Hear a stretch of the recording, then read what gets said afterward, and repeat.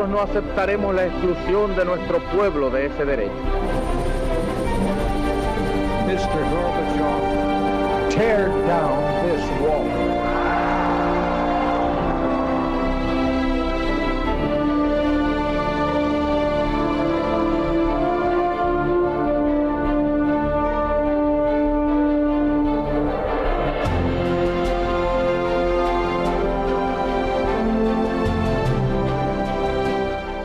Muy buenas noches, señoras, caballeros, bienvenidos a Tiempos Modernos. Siempre que se habla del periodo nazi, la historiografía tiende a recurrir a análisis morales, que está bien y hay que hacerlos, pero que tienen el problema de que con frecuencia no dejan analizar fríamente lo que realmente ocurrió. Por ejemplo, cómo fue posible que un país, Alemania, arruinado completamente en el año 32, en 7 años estuviera en condiciones de dar una guerra e incluso casi ganarla. ¿Eso cómo fue posible? ¿Cuál fue el milagro económico que permitió a la Alemania de Hitler llegar hasta ahí? Bueno, pues de eso fríamente vamos a hablar hoy, de la política económica de Hitler. Si los fascismos gozaron de gran respaldo popular en la Europa de los años 30, fue porque sus políticas obtuvieron resultados excelentes con mucha rapidez. Un ejemplo asombroso es la política económica de Hitler, que en apenas 5 años podía ofrecer a los alemanes un balance deslumbrante. En 1932, Alemania tenía 6 millones de parados, con una tasa de desempleo del 43,8%.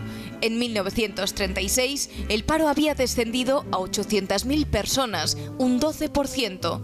En cuanto al crecimiento, entre 1933 y 1938, Alemania aumentó su PIB nada menos que en un 50%. El país pasó en tiempo récord de la depresión a la prosperidad. ¿Cómo fue posible? La columna vertebral de la política económica nazi en estos primeros años fue un gigantesco programa de infraestructuras capaz de absorber gran cantidad de mano de obra y poner en marcha la máquina económica. Carreteras, ferrocarriles, presas, modernización industrial, productos sustitutivos de importaciones, industria de armamentos, una política keynesiana antes de Keynes. El problema era que una política así necesitaba una fuerte inversión inicial y Alemania no tenía de dónde sacar el dinero. No era posible subir los impuestos porque pocos podrían pagarlos. Tampoco se podía acuñar dinero desde el Banco Central porque eso provocaría inmediatamente inflación. Y seguía presente la pesadilla de la gran inflación de los años anteriores. Ni era posible, en fin, pedir dinero al exterior porque la crisis del 29 había reducido drásticamente el mercado de capitales y además Alemania tendría pendiente el pago de reparaciones de guerra. ¿Qué hacer? Magia financiera. El mago fue el presidente del Reichsbank y ministro de Economía desde 1934, Hjalmar Schacht, que inventó un artificio sorprendente, las letras MEFO, unas letras de cambio dispensadas por una empresa pública, que no por el Estado, de forma que el Estado no se endeudaba, pero cuya convertibilidad en dinero quedaba garantizada a posteriori por el propio Banco Central. De esta manera fue posible emprender, contra el valor de aquellas letras MEFO, un amplísimo programa que creó millones de puestos de trabajo en pocos años. Y con aquellos empleos se garantizó que la gente tuviera dinero para pagar impuestos y para consumir. Y con los impuestos y el consumo se reactivó la economía general. Para ello, por supuesto, el Estado se ocupó de planificar la economía hasta en sus menores detalles. Desmantelamiento de los sindicatos, encuadramiento de la fuerza de trabajo en estructuras controladas por el partido nazi, sometimiento de la actividad económica al programa político, etc. El nacionalsocialismo no limitó la propiedad privada, pero reguló enteramente la producción y el trabajo. Y 5 años después de llegar Hitler al poder, Alemania era nuevamente una potencia industrial. Fernando Paz, muy buenas noches. Muy buenas noches. Tema espinoso este porque da la impresión de que está prohibido decirlo, pero bueno, si el nazismo tuvo éxito fue precisamente porque hizo unas políticas determinadas que consiguieron cubrir sus objetivos en un tiempo récord y el aspecto económico sin duda fue el más notable. Sin duda ninguna, desde luego. De otra manera no se entendería en absoluto la masiva adhesión entusiástica, por otra parte, de los alemanes a Hitler antes y sobre todo después de llegada al poder, precisamente porque ejecutó un tipo de política económica y social muy avanzada para la época en fin, muy también variopinta, porque es un poco complicado de explicar, pero es verdad que llevó la prosperidad a un país que estaba absolutamente en la ruina y estaba casi en 7 millones de parados, y 5 años después Alemania demandaba mano de obra. La prosperidad, si se quiere en cierta manera modesta, porque se construyó también sobre el control de los salarios, sin embargo, bueno, pues fue una prosperidad creada sobre la idea de que había que repartir el trabajo para que todo el mundo tuviera trabajo, y de ese modo pues llegó un poco a todas partes, ¿no?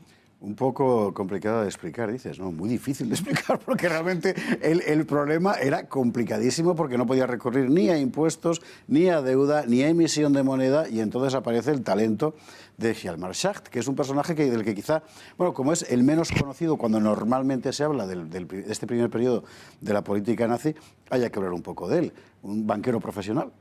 Sí, un banquero profesional, era un hombre muy poliédrico, digamos. Era un hombre con excelentes relaciones con la masonería, por ejemplo.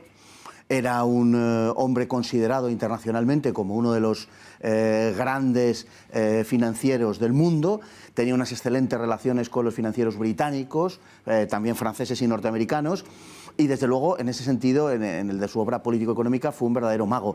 Él, en la época de la gran inflación, se había dado cuenta de que creando una moneda novedosa, una nueva moneda, muchos de los efectos de la anterior inflación se paliaban de modo automático por ese solo hecho. Es más o menos lo que hizo con los bonos MEFO. O sea, crear una especie de si no de moneda, de modo de pago paralelo a la moneda oficial para controlar la inflación mientras se creaba empleo, que lógicamente era un efecto de la creación masiva de empleo, como sucedió en Alemania, era el repunte de la inflación. Se quería controlar la inflación y, naturalmente, bueno, todo ello se hizo también a costa de la deuda, sin duda ninguna, pero la deuda se disparó, pero es que, entre tanto, a su vez, el PIB se multiplicaba. Claro. O sea, realmente la situación es muy compleja, porque además tenemos que tener en cuenta un hecho fundamental para entender todo lo que ocurría en Alemania entonces, y es la peculiar manera en que funcionaba la administración nacionalsocialista. Y los nazis tenían la costumbre, digamos, Hitler tenía la costumbre de crear organismos, digamos, ex profeso para acometer una tarea determinada, ¿no? Y esos organismos no sé cómo decirlo, pero existían en paralelo al Estado, de tal manera que el Ministerio de Economía, cuando sale Schacht en 1938, es un ministerio, no voy a decir vacío de contenido, pero sí que muchas de sus atribuciones pertenecían a otros organismos. Está muy bien visto eso, efectivamente, porque es un totalitarismo singular el nazi. Es lo que llama Louis Dumont una poliarquía, en realidad. Hay muchos poderes que, por supuesto, todos obedecen a uno solo, pero no es un solo aparato de Estado, efectivamente.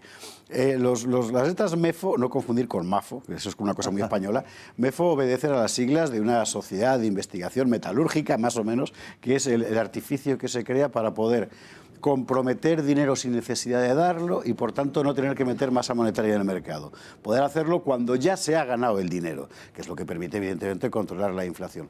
Hay que decir, y es importante, que todo esto se hace, por supuesto, a costa de una, ¿cómo decir?, reglamentación extraordinariamente rígida del mercado del trabajo y del trabajador.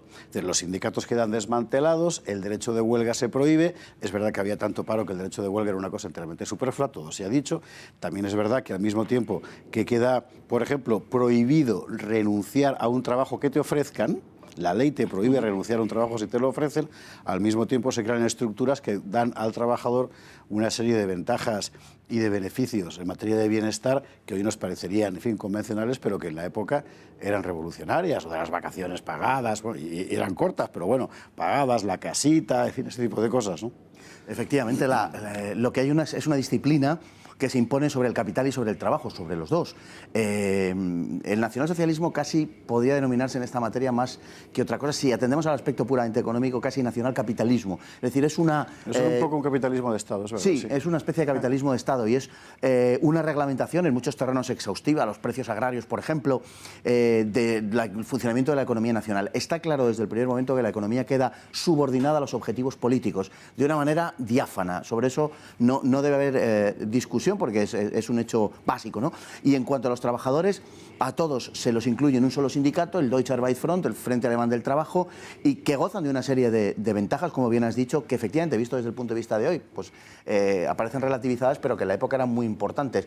Pensar que, por ejemplo, los trabajadores podían no ya disfrutar de vacaciones pagadas, que por supuesto, sino además disfrutar, digamos, de la posibilidad de viajar a lugares exóticos, a lugares lejanos, en ocasiones dentro de Alemania, pero otras fuera de Alemania. Se prohibió el despido libre. Claro, ejemplo. estaba prohibido, por supuesto. Se prohibió el despido libre. Claro, no se podía, ¿no?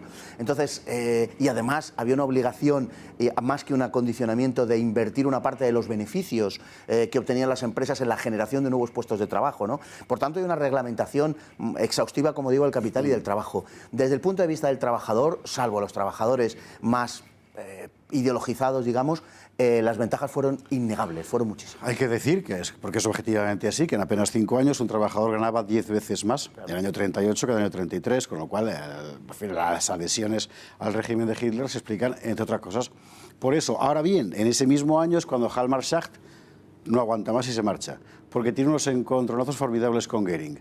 Y además por razones no ideológicas, porque Schacht era un profesional, sino económicas, técnicas. Es decir, él piensa que empeñarse tanto como Goering pretende en fomentar fundamentalmente la industria de armamentos va a generar una inflación extraordinaria y él de eso no quiere ser responsable. Claro, porque él ciertamente la deuda está creciendo y él en ese momento considera que es el problema que hay que atajar. El planteamiento del gobierno alemán era, como digo, de todos estos organismos, el plan cuadrienal, por ejemplo, la creación posteriormente del Ministerio de Armamentos, la oficina incluso económica de las SS, etcétera. El funcionamiento de este tipo de organismos de algún modo saboteaba la dirección del Ministerio de Economía. Y él es un hombre fundamentalmente técnico, es absolutamente cierto, pero irá ideologizándose en contra del régimen de una forma creciente porque cree que el régimen, si se quiere interpretar así, por patriotismo, pues es una explicación, porque cree que el régimen va a llevar a la ruina a Alemania a través de esa política de armamentos que él considera que va a desembocar necesariamente en una guerra. Es muy interesante porque una buena parte de la antigua estructura del Estado alemán que había saludado a Hitler y había trabajado con él, es verdad que a partir de esos años 38, 39, etcétera, empieza a apartarse por el belicismo desorejado, por la política antisemita, ya absolutamente a calzón quitado en este momento. Al principio era más retórica que otra cosa, y Hjalmar Schacht está entre ellos, a pesar de lo cual será juzgado en Nuremberg, sin embargo. Sí, es juzgado en Nuremberg, es absuelto, tenía excelentes relaciones y algunos de los principales responsables económicos, sobre todo británicos, entre bambalinas ¿Le debían dinero? No, pero tenía largas amistades, estrechas amistades de hace mucho tiempo y trabajaron para la absolución de Schacht de una forma muy efectiva, como se vio luego en la sentencia, ¿no? O sea que él había terminado la guerra en un campo de concentración. Sí.